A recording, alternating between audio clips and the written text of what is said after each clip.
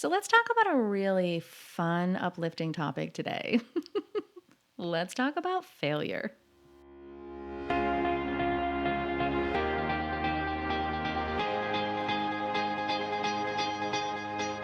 Welcome to the Intuitive Eating Mama podcast. I'm your host, Jennifer D'Amato. I am an intuitive eating counselor and I'm also a mom to four. This podcast is not just for mamas, it's for all women who are ready to ditch diets, ditch the scale and food guilt forever, and instead invite peace with food, increase their body trust, and confidence in all of her choices. I believe this show is going to shed some light on sneaky ways diet culture has infiltrated your thoughts, your family, and your well-being. No matter the episode, I want you to walk away feeling informed, inspired, and encouraged. So whether you're taking a walk, washing the dishes, or carting kids around, let's dive into the latest episode on the Intuitive Eating Mama podcast. I think it's a reasonable question to ask, am I going to fail at intuitive eating? Because I have failed at so many diets. I didn't have the willpower. I didn't have the stamina, that I needed to get through that diet. I just couldn't do it. I failed. Diets are going to fail. They're actually built that way. And that's a topic for another day. But I can see why we would all have that moment of, well, I don't want to fail again. I don't want to do all this work.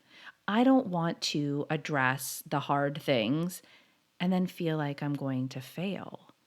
I've even had clients I've worked with, and some of the feedback they bring into our sessions is, Jen, I feel like I just kind of failed this week. And we unpack that. And I'm here to tell you, I do not believe that you can ever fail at intuitive eating. And I mean that, hard stop, period at the end of the sentence. We're not semicoloning this one. Nope, you can't fail at intuitive eating. How do I know? The reason I know is there is no pass fail. This isn't like diet culture. This isn't like you're in school and learning something that you will literally have to pass or fail. Nope. I have this sticky note I keep on my desk right now, and I want to share it with you. It says, "It's not failure, it's feedback." This is literally the approach I use when a client comes to me with that. Jen, I think I failed this week. I feel like I failed. I feel like I'm failing at intuitive eating. I've heard it. I know I'll hear it again. It's going to come up because we're so conditioned and programmed to feel like pass or fail, especially when it comes to food, to our eating, to how we talk to our body. I'm going to pass or I'm going to fail.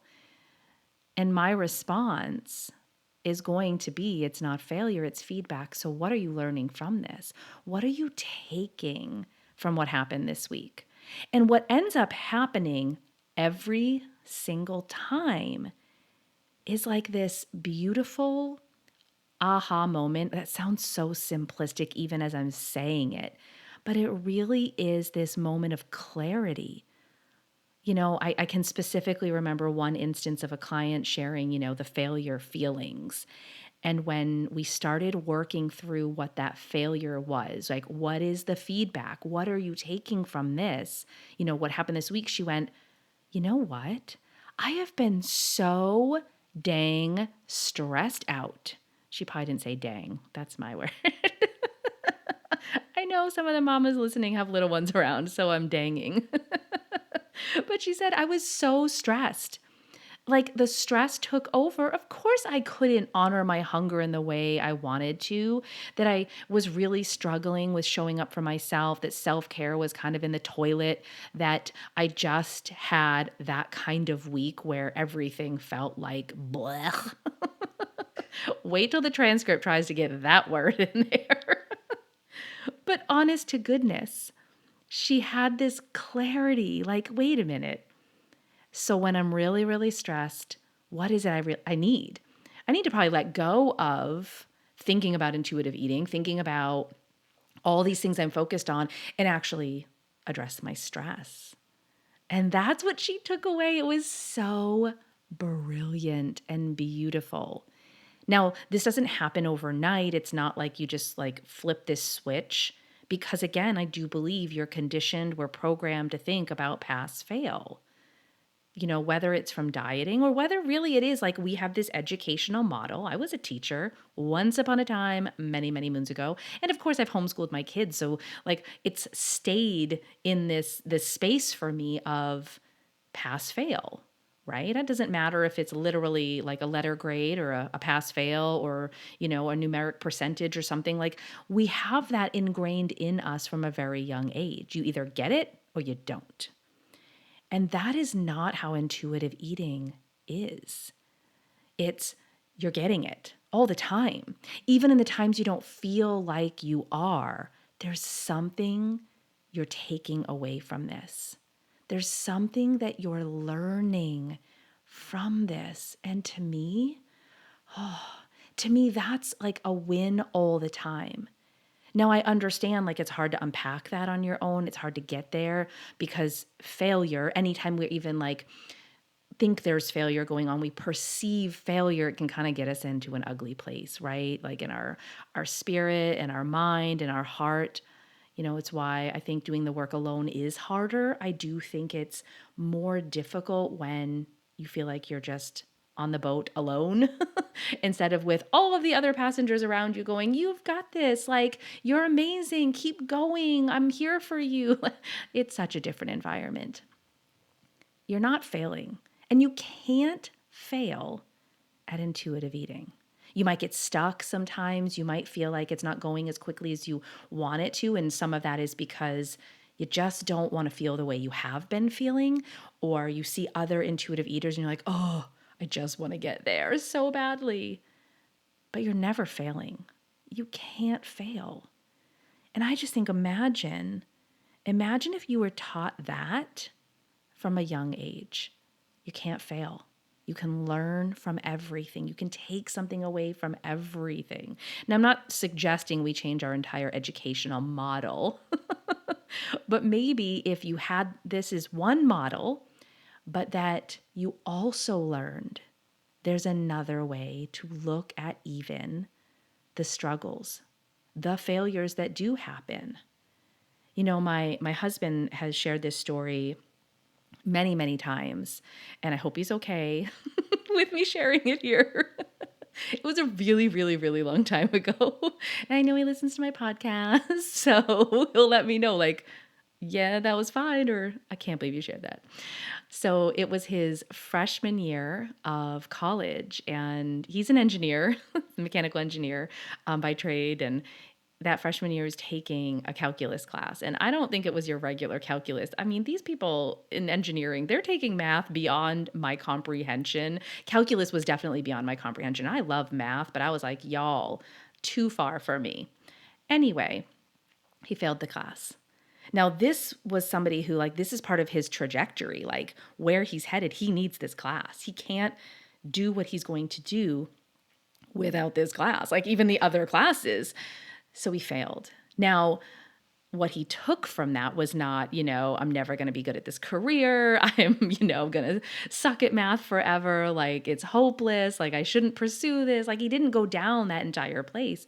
He said, I need to actually make some changes. Like it kind of opened his eyes to some other things of what he needed to be doing for himself, where his focus needed to be.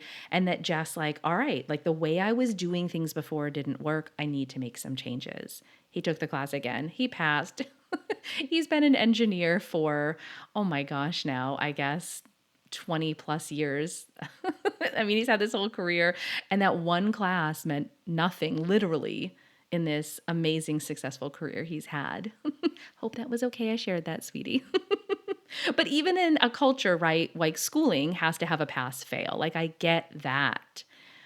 But that in the failure, could we learn what we can take away from it? that it doesn't need to put us, in this complete dark spiral place in, beating ourselves up and spiraling down. But instead, what if we learned and taught the next generation that when failure happens, it doesn't mean you are a failure. It means you have an opportunity to take something. What can you learn? Do you need to pivot, change, shift? And like my client who felt like I'm failing, for her, she now sees those moments are an opportunity for even more clarity. Like, I love that. I love that so much.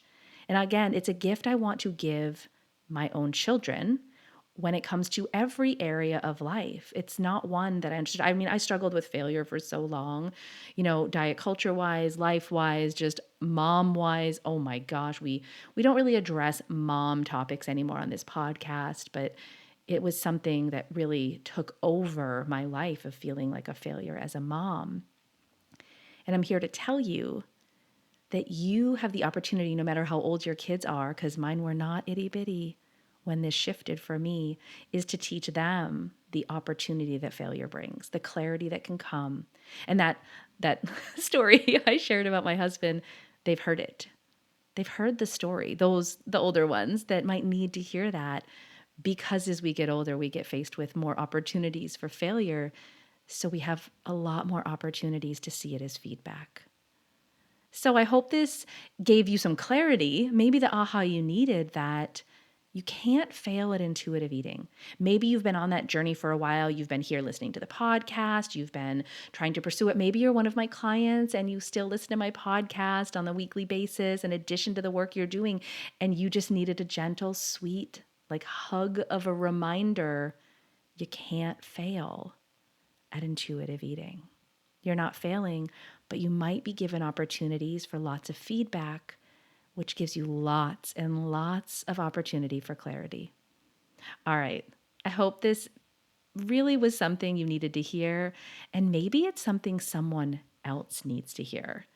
I think we often get stuck in this place of feeling like it's just me, whether you are struggling, feeling like a failure just as a person, as a woman, as a mom, as an intuitive eater. Like, you really have these conversations with other women. I know it's happening because it was happening.